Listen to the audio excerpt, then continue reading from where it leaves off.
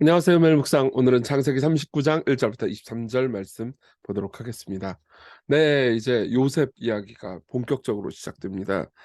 이제 우리가 저번에 봤던 것은 이제 유다, 유혹에 쉽게 빠지는 유다죠. 유다가 다말을 다말과 이제 행음을 해서 음, 결국은 그래도 이제 하나님께서 그 모든 것을 선으로 바꾸셨다 이 얘기를 했잖아요. 근데 이제 오늘은 요셉이 유혹에 저항했다 이런 이야기를 해보려고 해요. 자, 요셉은 애굽으로 팔려갔죠. 기억하시죠? 그리고 나서 어떻게 됐을까요? 요셉이 이끌려 애굽에 내려가면 바로의 신하 친위 대장 애굽 사람 보디발이 그를 그리로 데려간 이스마엘 사람의 손에서 요셉을 산이라. 그러니까 이제 보디발이라는 바로의 아주 가까운 신하가 있었어요. 그 신하의 집으로 종으로 팔려가죠. 근데 하나님께서 여호와께서 요셉과 함께 하셨습니다. 이게 좀 얄궂어요. 왜냐하면 종으로 팔려갔는데 하나님께서 함께 하시면 뭐해? 이런 생각이 안 들 수가 없죠. 그렇죠? 그가 형통한 자가 돼요. 여기서요 아마 여러분들이 이 성경 본문을 깊게 읽으면요. 사실 많은 사람들이 제일 화내는 본문이 이거예요. 그가 형통한 자가 돼요. 아니 형통은 무슨 형통이야. 지금 종으로 팔렸는데 뭐가 종으로 팔렸는데 거기서 잘 되면 형통이야. 이런 생각이 들 수 있잖아요. 예. 정말 많은 사람들이 이런 생각을 해요. 예. 나는 가난한데 가난한 가운데서 뭐 하나님께서 함께 하시면 그게 뭐가 형통이냐. 하나님께서 함께 하시는 게 나한테 밥을 먹여 주냐 이렇게 생각을 하는데 하나님 우리를 인도해 주시는 것은 아주 복잡하고 독특합니다. 단순히 우리한테는 그러니까 잘 되고 뭐 안 아프고 돈 많이 벌고 이러면은 모든 게 형통이라고 생각하잖아요. 근데 하나님은 우리를 향한 총체적인 계획을 가지고 계세요. 예. 좀 내용 계속 볼게요. 그의 주인 애굽 사람이 집에 있으니 보디발이 그의 주인이 여호와께서 그와 함께 하심을 보며 또 여호와께서 그의 범사에 형통하게 하심을 보았더라. 요셉이 그의 주인에게 은혜를 입어 섬김에 그가 요셉을 가정 총무로 삼고 자기의 소유를 다 그의 손에 위탁하니. 보세요. 그러니까 이제 하나님께서 우리에게 복을 주시는 방식이 참 독특한데요. 어떻게 복을 주시냐면은 우리의 환경은 안 좋아. 종으로 팔렸어요. 근데 내가 성실해. 그리고 내가 일을 잘해. 열심히 일을 해요. 그리고 내가 성품이 좋아서 주변 사람들에게 인정을 받아. 그러면은 이건 내 거라서 다 이건 나는 복을 받은 게 하나도 없고 그냥 하나님은 나한테 아무것도 안 줬는데 내가 그냥 열심히 일해 가지고 인정받았을 뿐이야. 이런 식으로 생각하잖아요. 아니에요. 아니에요. 여러분들의 성실함도 사실 하나님으로부터 온 겁니다. 여러분 성실하시다면 하나님으로부터 온 거예요. 여러분 성품이 좋으세요? 친구들하고 잘 어울리세요? 그럼 그것도 하나님으로부터 온 거예요. 무리 없이 잘 지내세요? 하나님으로부터 온 거예요. 여러분들 일을 할 때마다 좋은 결과가 나와요? 그것 역시 하나님께서 함께 하셔 가지고 여러분들을 형통하게 하신 겁니다. 그러니까 하나님께서는 여러분들에게 돈을 많이 뭐 로또 맞게 해 가지고 돈을 많이 주실 수도 있는 방식으로 형통하기도 하시지만 여러분들이라는 사람 자체를 변하게 함으로써 좋은 성품으로 바꿔 감으로써 형통하게 하시는 것을 훨씬 더 선호하세요. 무슨 말이냐면 여러분들이 로또 맞아 가지고 한 100억 얻었어요. 근데 여러분들은 마약 좋아하고 유혹에 쉽게 굴복하는 연약한 사람이에요. 그럼 결국 그 100억 다 잃어버릴 거 아니에요. 그쵸? 예. 그러니까 오히려 여러분들이 가난하지만 점점 삶을 일구어 가고 열매를 맺을 수 있는 사람으로 바꾸려고 하시는 거죠. 그가 요셉에게 자기의 집과 5절 그의 모든 소유물을 주관하게 한 때부터 여호와께서 요셉을 위하여 애굽 사람의 집에 복을 내리심으로 여호와의 복이 그의 집과 밭에 있는 모든 소유에 미친지라. 내가 복을 받으면 어떻게 돼요? 내 주변 사람들도 복되게 하죠. 내가 복을 받잖아요. 그러면 내가 복덩이가 됩니다. 예. 제가 변하잖아요. 그럼 저와 함께 있는 사람이 저와 함께 있음으로써 얼마나 좋겠어요. 예. 제가 넉넉히 베푸는 사람이고 또 제가 많은 것들을 얻지만 늘 넉넉히 베품으로써 제 주변 사람들을 행복하게 해 준다면 내가 복덩이가 되는 방식으로 복이 되는 거죠. 사실 옛날에 아브라함 얘기할 때 그렇게 얘기했어요. 하나님께서는 우리에게 복을 주실 뿐만 아니라 복이 되게 하신다고요. 어쨌든 요셉은 복이었습니다. 주인이 그의 소유를 다 요셉의 손에 위탁하고 자기가 먹는 음식 외에는 간섭하지 아니하였더라. 요셉은 용모가 빼어나고 아름다웠더라. 그렇죠. 복이죠. 잘생겼잖아요. 아름답죠. 예. 그럼 복 많이 받았네. 근데 그 후에 그의 주인이 아내가 요셉에게 눈짓하다가 동침하기를 청하니 요셉이 거절하며 자기 주인의 아내에게 이르되 내 주인의 집안이 모든 소유를 간접하지 아니하고 다 내 손에 위탁하였으니 이 집에는 나보다 더 큰 이가 없으며 주인이 아무것도 내게서 금하지 아니하였어도 금한 것은 당신뿐이니 당신은 그의 아내임이라. 그런즉 내가 어찌 이 큰 악을 행하여 하나님께 죄를 지으리까 이렇게 얘기를 합니다. 그러니까 요셉은 경건합니다. 예. 잘생기고 참 이거 복되죠. 그쵸? 근데 이제 누가 유혹을 해요. 유혹을 해 가지고 당연히 거절했죠. 아마 이 여자도 굉장히 미인이었을 거예요. 왜냐하면은 보디발의 아내면 당시에 높은 지체의 사람이고 미인이 아니었을 리가 없습니다. 근데 아마도 뭐 보디발은 여자가 많았을 거고요. 그리고 이제 외로웠겠죠. 그래 가지고 이렇게 유혹을 했던 것 같아요. 네.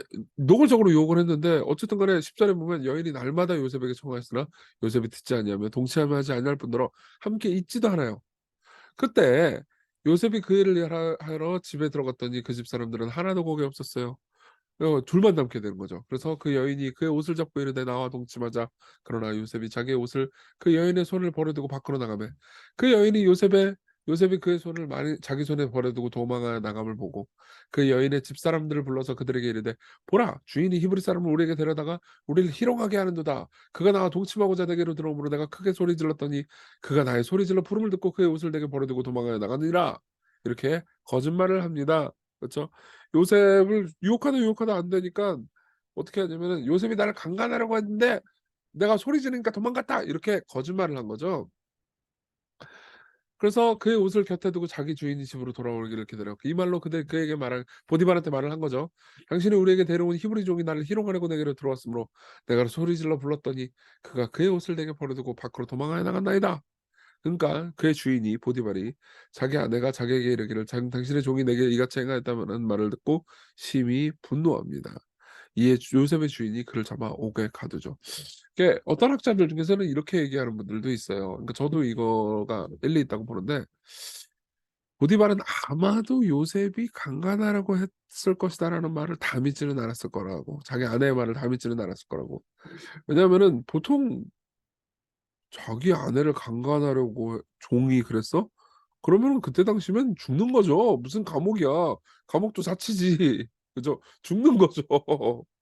근데 이제 아마 요셉의 됨됨이를 평상시에 알고 있었을 거 아니에요, 보디발이. 그러니까 보통 알잖아요, 같이 좀 지내 보면은. 그러니까 '아 뭔가 이게 복잡한 사정이 있을 수도 있겠구나.' 이렇게 생각했을 수도 있었을 것 같아요.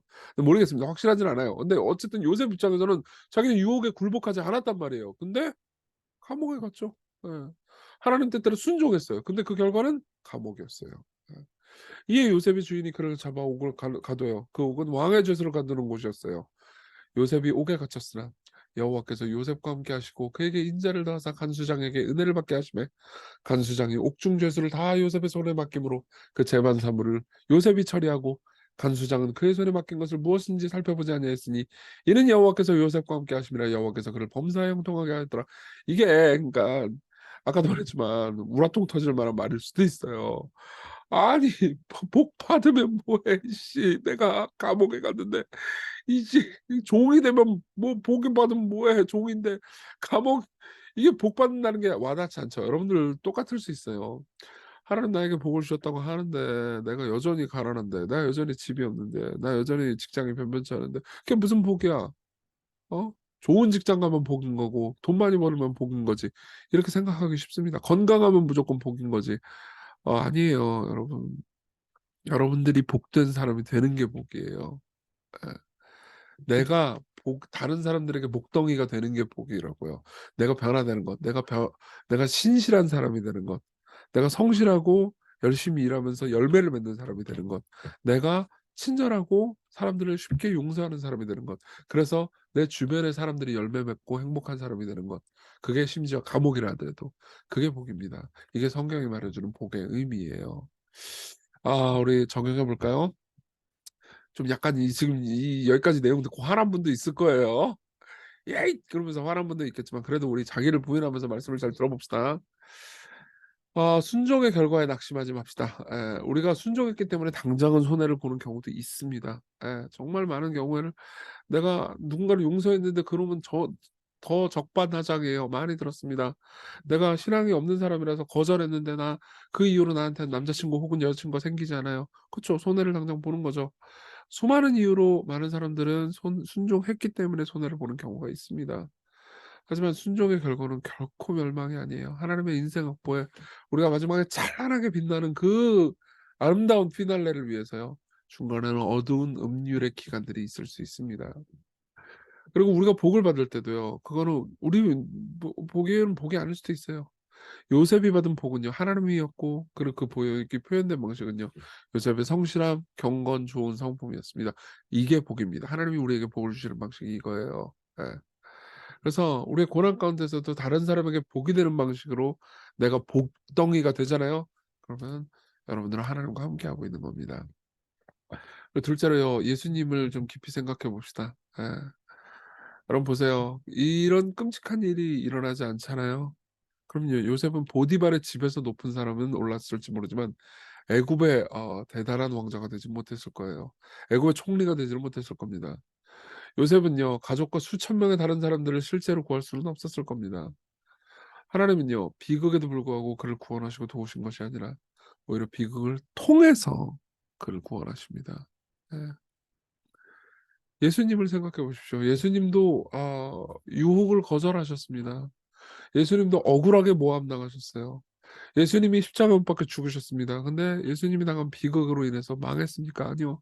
예수님이 비극을 당하지 않았다면은 우리가 구원받을 수 없었을 거고 예수님은 자신의 신분을 얻으실 수 없었을 거고 새하늘과 새 땅에 영광스러운 왕과 지도자가 되지 않으셨을 겁니다. 그러나 그분이 하신 일 때문에 우리가 구원받았죠. 성경에 보면요. 예수님의 행적을 기록한 복음서가 있고 요셉의 책이 있죠. 그렇지만 여러분들의 책은 없습니다. 내 행적이 기록된 책은 없죠. 근데 여러분들의 행적이 기록된 책도 이야기는 똑같을 거예요. 여러분들이 겪는 비극 때문에 벌어지는 좋은 일이 분명히 있을 겁니다. 이걸 희망으로 붙잡고 계십시오. 그리고 그 희망으로 오늘을 삽시다. 우리 같이 기도할 때 순종 때문에 찾아온 고통에 낙심하지 않게 해주시고 오히려 하나님과 함께 하는 복, 내가 복덩이가 되는 복 때문에 기뻐하게 해주십시오. 그리고 여러분들이 혹시 고난 가운데 계십니까? 하나님은 여러분들을 동정하십니다. 여러분들의 고난을 아세요. 고통을 경험하신 하나님이시니까요. 그 예수님을 의지하면서 오늘 지켜달라고 은혜로 고난받는 자들을 지켜달라고 같이 기도합시다.